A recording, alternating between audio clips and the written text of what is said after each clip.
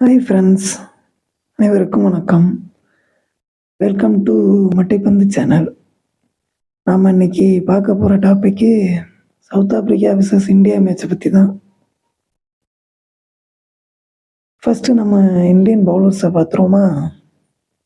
ஹர்தீப் சிங்கு நல்ல கம்பேக்கு, சூப்பராக பந்து வீசி ஆப்போசிட் டீமுக்கு ஒரு ப்ரெஷர் ஏற்படுத்தி கொடுத்தாரு ஸ்டார்டிங்லேயே. அதை மற்ற பவுலர்ஸ் எல்லாருமே சூப்பராக பயன்படுத்திக்கிட்டாங்க, இன்க்ளூடிங் ஹர்ஷித் ராணா முதற்கொண்டு. ஏன்னா ரன்னு தான் கொஞ்சம் கூட கொடுத்துட்டான். ஹார்திக் பாண்டியாவும் கொஞ்சம் கூட கொடுத்துட்டான், இல்லைன்னா கொஞ்சம் குறைச்சிருக்கலாம். இவங்க கொடுத்த ஓவரை விட குல்தீப் யாதவுக்கு இன்னும் 2 ஓவர் கொடுத்துருந்தா ஸ்கோர் குறைஞ்சிருக்கலாம். அதை மரமண்டை சூரியகுமார் யாதவுக்கு மண்டையில் ஏறலை போல. அப்புறம் வருண் சக்கரவர்த்தி வழக்கம் போல் சூப்பராக பந்து வீசி ரன்னும் கொடுக்கல, விக்கெட்டையும் எடுத்துட்டாப்புல. அடுத்து நம்ம பேட்டிங்கு. அபிஷேக் சர்மா நல்லா ஸ்டார்டிங்கை ஏற்படுத்தி கொடுத்தான். அவன் மட்டும் இல்லைன்னா கொஞ்சம் கஷ்டமாக போயிருக்கும். ஏன் அப்படின்னா, மற்ற எல்லாருமே T20 மேட்ச் விளையாடுறா அப்படின்னா ஒன் டே மேட்ச் மாதிரி விளையாண்டுக்கிட்டு இருந்தாங்க.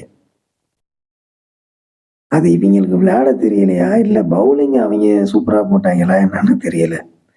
இப்படியே ஒரு வழியாக வின் பண்ணிட்டாங்க. இன்னும் ஒரு 50 ரன்னு மட்டும் சேர்த்து அடிச்சிருந்தாங்கன்னு வைங்களேன், கதை கந்தலாயிருக்கும். சூரியகுமார் யாதவ் பேட்டிங்கே சுத்தமாக மறந்துட்டான் போல.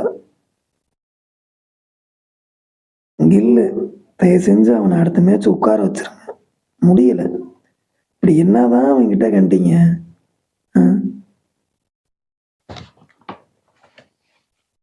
அடுத்து நம்ம சவுத் ஆப்பிரிக்கா. அவங்க ஏதோ சும்மா ப்ராக்டிஸ் மேட்ச் மாதிரி நினச்சிட்டாங்க போல. ஆனால் பேட்டிங்கில் விட்டதை பவுலிங்கில் பிடிச்சிட்டாங்க. பேட்டிங்கில் மார்க்கரம் மட்டும்தான் நல்லா விளையாண்டான்.